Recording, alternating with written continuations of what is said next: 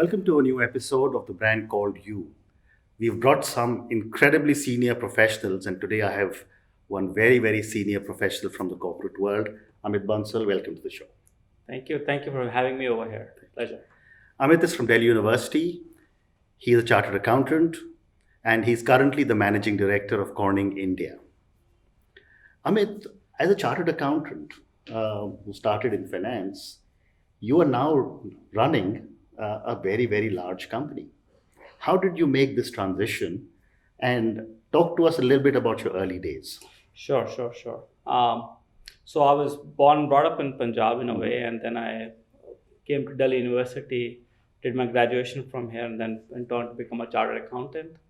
Um, then practiced with my dad, who is a tax lawyer, for a few months, and suddenly realized that this is not really what I was looking for, right? And got a chance to move to US in '97, and then started up with a life sciences startup over there in California Bay Area, and we started on a junior position, and then time flew by, and the company really grew well, and then in 2009 we sold the business to Corning.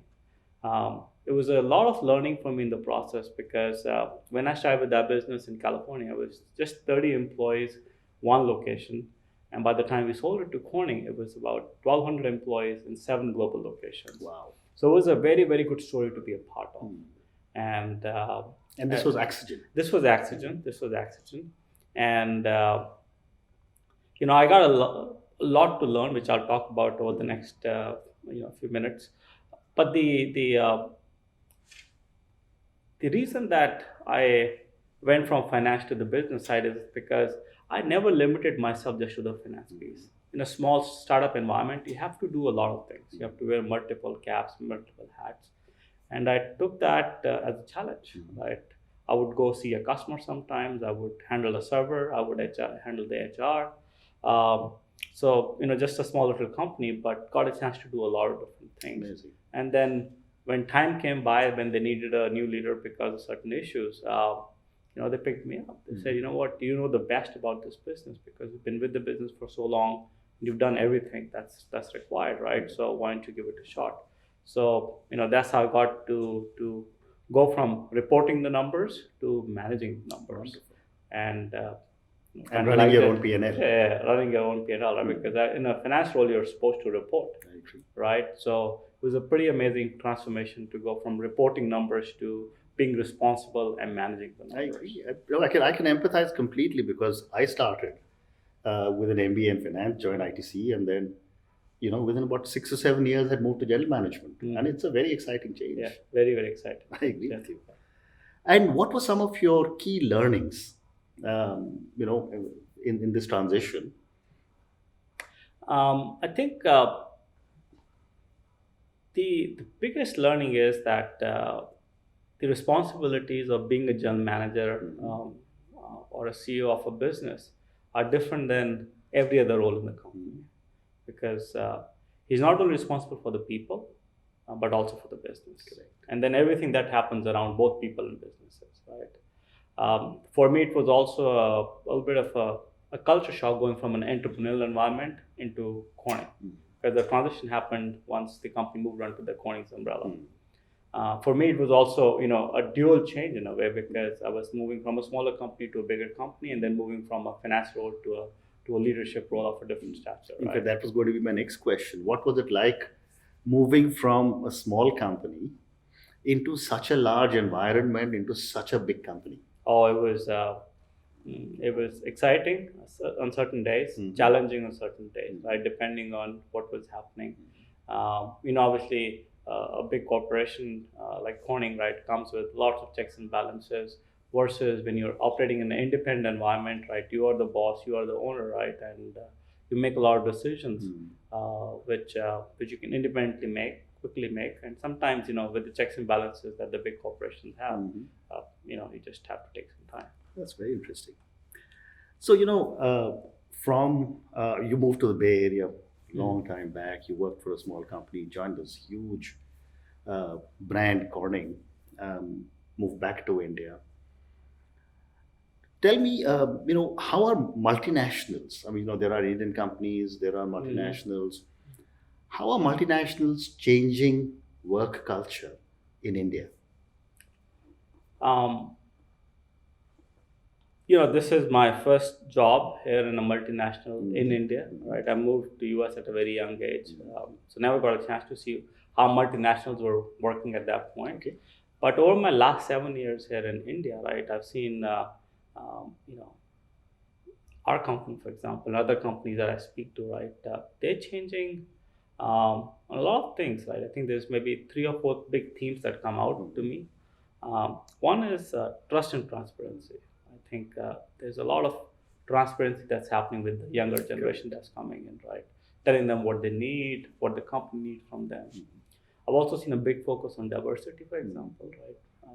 MNCs are putting a lot more focus on hiring diverse candidates into the workforce, right? And I think there's a lot of technology enablement that's happening at the workforce.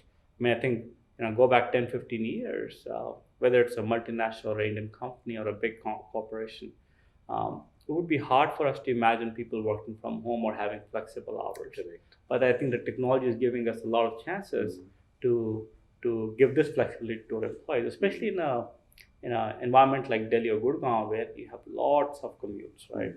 And you don't want people commuting for 2 hours. So, a company like Corning, right, we are very open to that idea, for example. That's very interesting. I mean, you're one of the few people who has spoken about accepting working from home. Yeah. Not too many companies in India are doing it. Tell me a little bit about how this works. I think it goes back to the original theme that I talked about, trust and transparency, right? You have to trust, right? You have to assume positive attitude on the other side, that the employee is going to do everything possible to make the company successful and to make him or herself successful, right? I think there has to be some checks and balances that the manager should put in place to make sure that the work is getting done. But as long as the work is getting done right, because I was talking to some other guests in earlier interviews, and I did speak to them about working from home, and the general response I got was that I'm not sure how to manage productivity of people who are working from home, and I'd love to understand how you do it. I think it's about result-based approach, right? If you are seeking certain results from your employees and they are delivering those results, I think if the results are not being delivered, then I think you question the productivity, whether it's in the office or out of the office. Correct. And you also spoke about getting a lot of young managers and empowering them. What is your experience of working with the millennials? I mean, you yourself are very young, but compared to me, I'm much older. But what is your experience in managing millennials in companies which are, such large old companies? I think I don't manage millennials directly at this point, so I get secondary feedback from my managers who are managing millennials, and I think for most parts, very driven people, I would say, right? Very clear about what they want from themselves and what they want from their jobs, what they want from the companies. Also, I think trying to balance very early on in life between work and life beyond work as well. I think the needs are changing. We keep hearing that millennials, for example, don't want to own houses or don't want to own cars. I don't know how true it is, but there's a lot of noise in the system about that, right? So, but again, I think I found the millennials that work in our office very passionate about doing good for themselves and doing good for the company. And how easy or difficult is it to hold on to them? Do they look for careers or do they move? Corning is a company which offers careers. That's what I said. There's a difference between having a job and having a career. Correct. And I think most of the people that we pick up, they understand they're going into an organization which is offering a career. And I think it's been a good experience for us actually from holding on to our people. That's really nice to hear. I have 2 sons. My older son is with American Express for 13 years in Singapore, and my younger son is with P&G for 11 years in Cincinnati. And when I speak to their friends, nobody has stayed for more than 2 or 3 years with an employer. Again, I think I'm a little bit biased in this because I've been just with two employers all my 2 decades of experience. Once with Oxygen, and then even Action got sold to Corning, right? So for me, it's kind of the continuing the same story in a way. But I think there is, I think what length of employment at one employer gives you is dependability, credibility, uh, and then it gives you some really long-lasting relationships as well. But I think we're also living in an environment where switching jobs is not a big taboo anymore. People should do what they think is best for their careers, and there are so many global opportunities right now, right? And I think it'll be unfair to the younger generation to say you got to do it this certain way. That's true. And today, most of the young people are what I call global citizens. Yeah. They have the ability to go and work anywhere in the world. Yeah. And yet, I've written about this many, many times, and I've said that there are only, and I'm going to put myself out a little bit on this, there are only 4 nationalities Mm-hmm. that make good expatriates: Mm-hmm. Americans, Mm-hmm. British, Australians, and Indians. Mm-hmm. You can have an Indian going and working for a Japanese company in America. Uh-huh.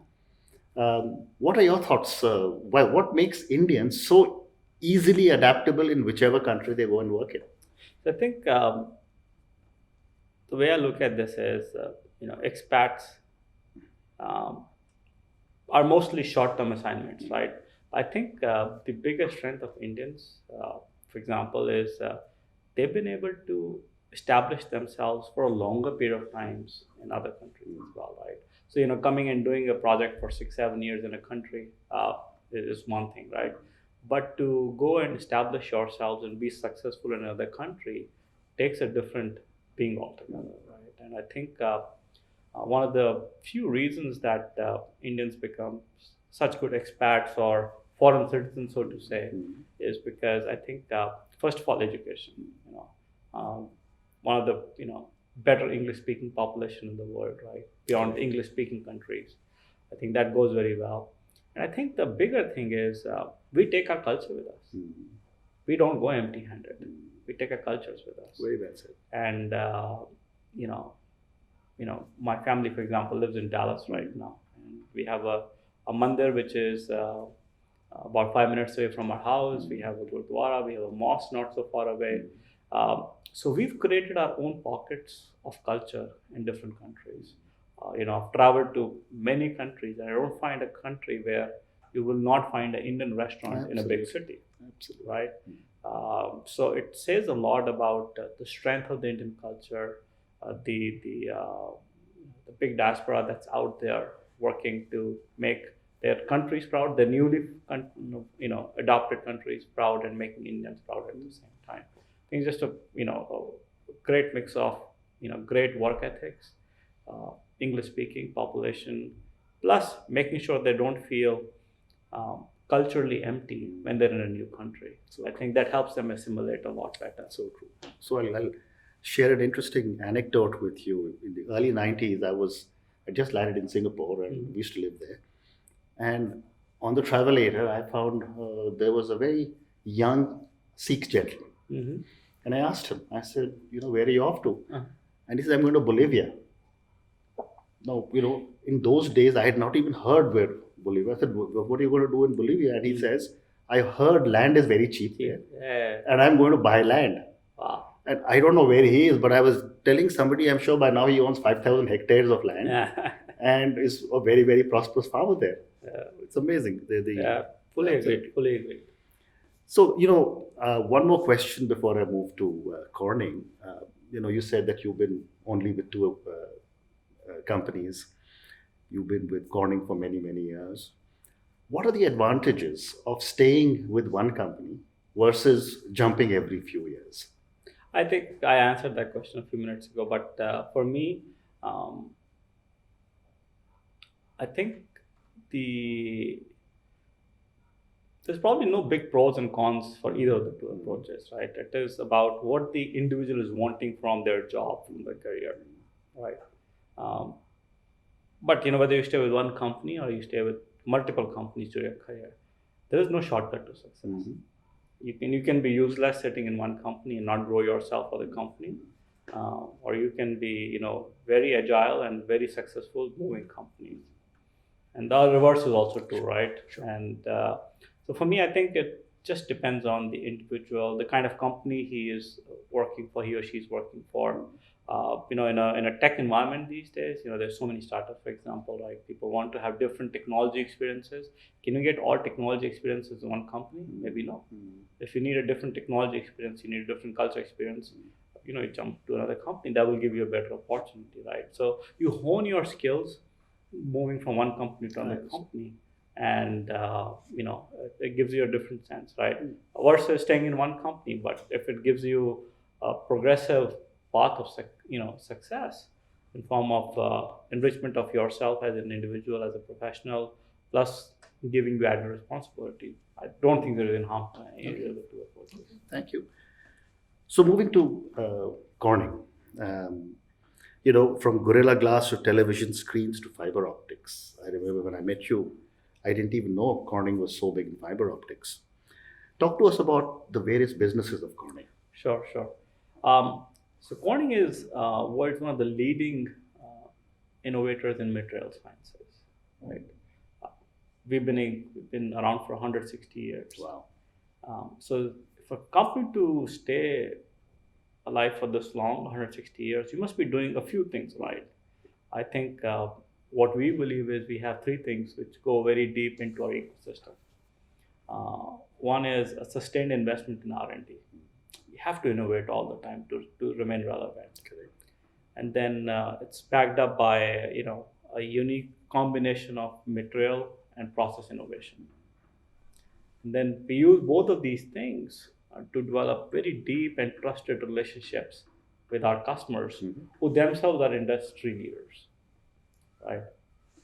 And now, obviously, we use all of this in three different verticals, so to say. One is glass sciences, the other is ceramic sciences, and the third is optical physics. And we back this up with Corning's great manufacturing and engineering capabilities. Okay.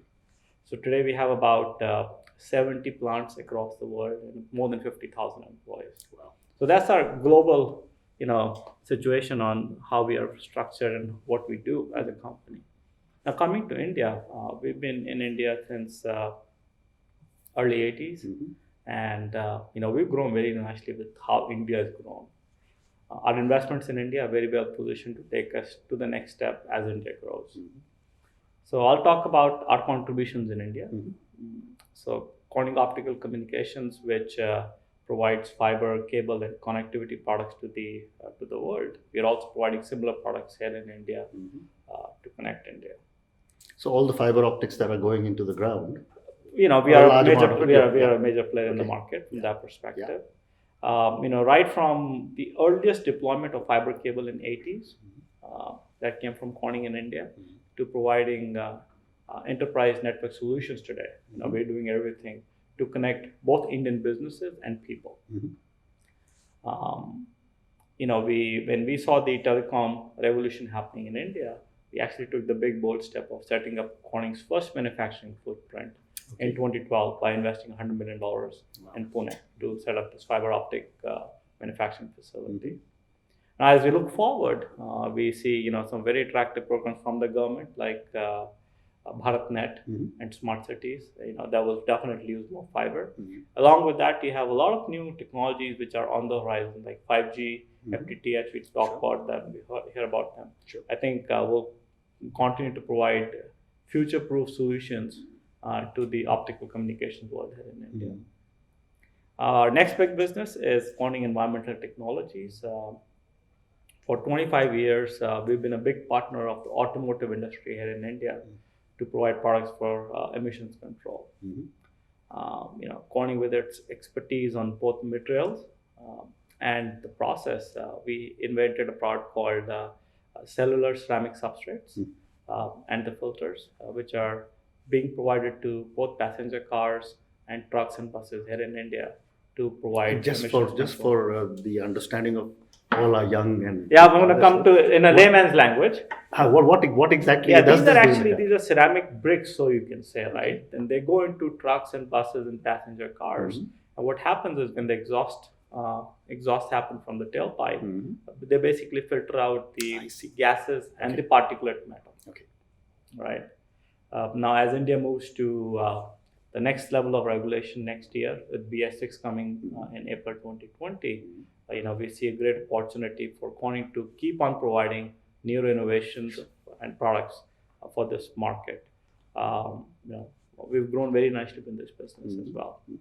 Third one, which is very close to my heart, is Gorilla Glass. We launched tough and damage-resistant Gorilla Glass in 2014 to the Indian market. Okay. Today, Gorilla Glass is used on 7 billion devices and 45 brands globally. Wow. Now, India is one of the unique markets. It's probably the only growing market from a smartphone perspective right now. All of the geographic markets of size are either maturing or staying flat at this point. India is still providing very attractive growth for the smartphones. We're also very conscious of how the individual users perceive their device in India. They have a unique relationship, right, when it comes to their brand consciousness, product consciousness, and value consciousness. It's a unique market for us, and very, very happy to participate. And it's a very significant market for us from that perspective. Last but not the least, we have Corning Life Sciences business here in India. We bring a wide portfolio of products for life sciences research and for bioprocess production. We provide a full suite of products to the researchers in India to discover medicines in a more cost-effective way and in a more timely fashion as well. Now, India will have a population of about 1.4 billion people by 2022, as per some UN Health population report. Now, we are also providing tools and solutions for making vaccines in India. Okay. Right, which are needed for this population, plus also some unique things. You're making vaccines also? No, we provide products which will help make vaccines. Understand. Right. So again, from that perspective, it's a very unique market for us. Unique needs from a volume perspective. It's a growing population, but also some of the diseases that need vaccines are also unique to India. Right. So very happy to participate in the market as well. Very interesting. So again, just in simple terms, the Gorilla Glass is really going on to all the phones, the smartphones that are. So I was going to wrap up my discussion about Corning is that as a company, we impact everybody's life on a daily basis. Amazing. And I'll tell you how. I mean, you wake up in the morning, you're checking your email on a phone. It probably has a Gorilla Glass in it, right? And then you go take your tablet or some medicine. It's probably being done on a Corning Life Sciences vessel or a product. Okay. You sit in a car, you go to work, you go to office. Probably has a Corning substrate or a filter in there. And you make a phone call, it's probably using a Corning fiber optic somewhere in the world.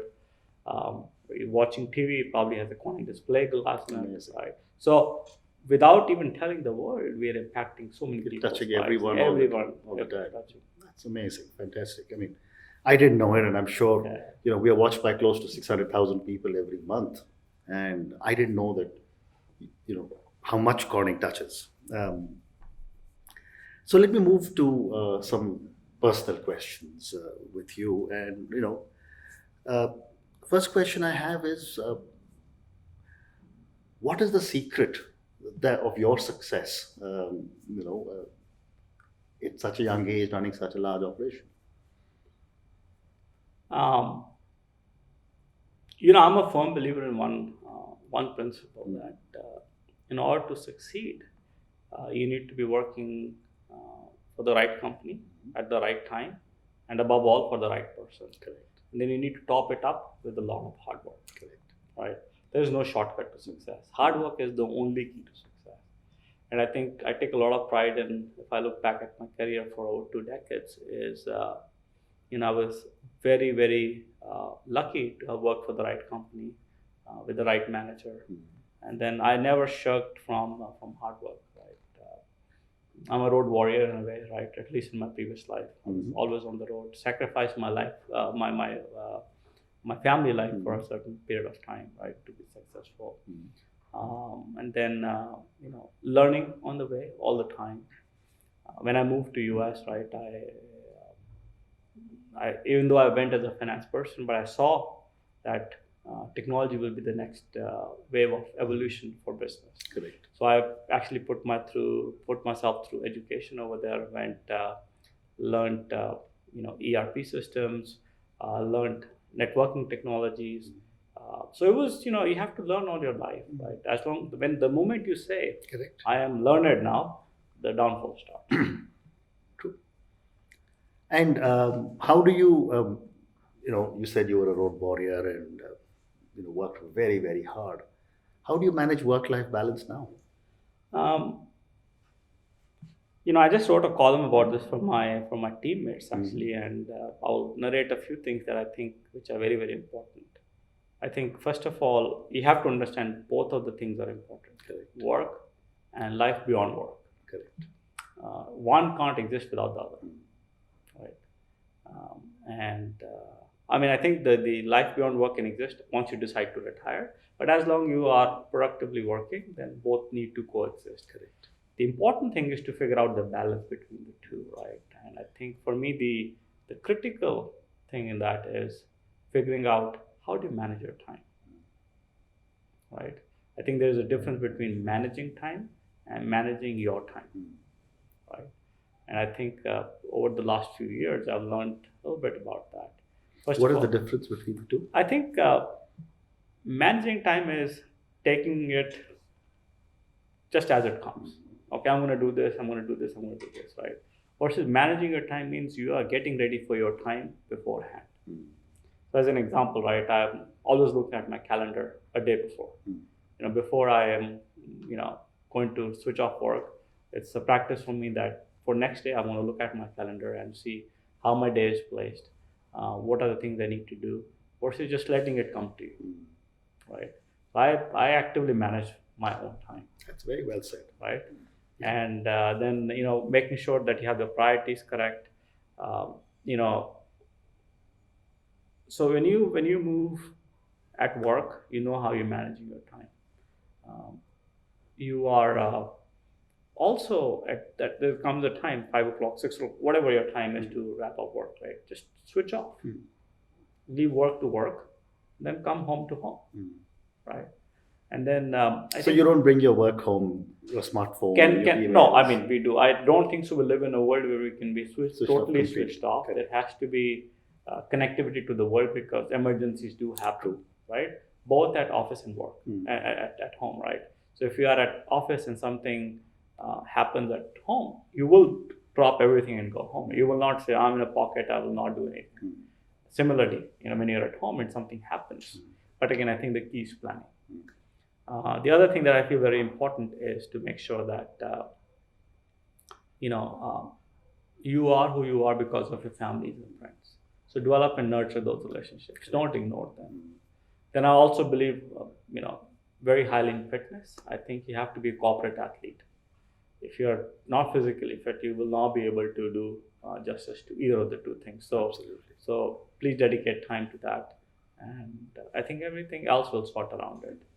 And again, I think the biggest thing is sometimes we are overloaded at work and we suffer in silence. Don't do that. Talk to your manager. Talk to your boss. Say, I have too much of a workload. Here's my list of priority things. Think I can probably do these things in the right way, in the right quality, versus trying to do everything and not at the right quality. So figuring out the balance between quantity and quality is going to be very important as well. Very interesting.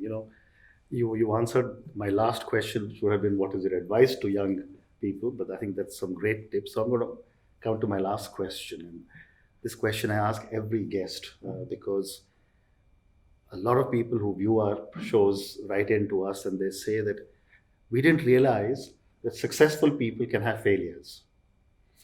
And so the question that I have is, what are your learnings from some of your failures? I think I am who I am because of my failures. I'm not I am because of my successes.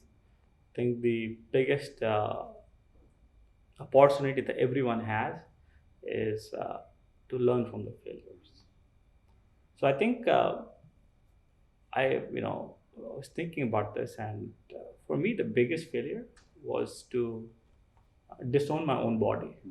So up until 2005, I was a very obese guy, and I was not taking care of myself. I was borderline on a lot of lifestyle-related diseases. But then I woke up one day. I said, if I have to grow for my family and for my work, I need to be a lot fitter. So I put myself on a journey to get a lot fitter. So for me, my biggest learning, my biggest success, apart from my professional field, is managing my own self properly. And if I didn't do that, I probably would be in a very, very different situation as an individual. Because without health, nothing matters. But having said that, professionally, I think we go through many shortcomings, a lot of failures. It's for the individual to understand that what can I learn from it. Right? Professionally, I think I've been lucky in a way that I've seen plateaus, then I've seen highs. Never seen really myself taking a dip in my career, right?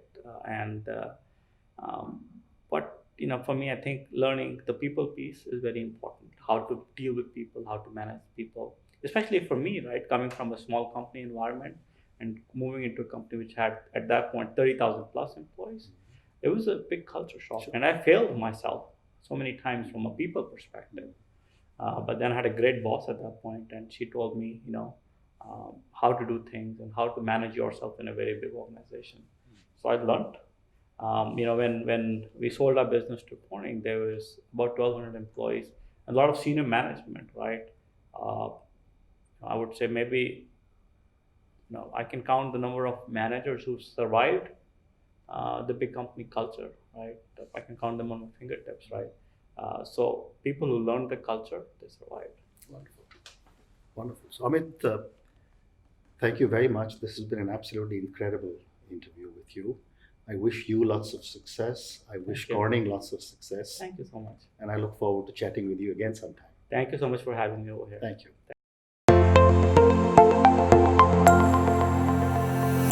Thank you for listening to the Brand Called You podcast. Be sure to visit tbcy.in to join the conversation, access show notes, and discover fantastic bonus content. You can follow us on YouTube, Twitter, Facebook, and Instagram. Simply search for The Brand Called You. Thank you and see you next week.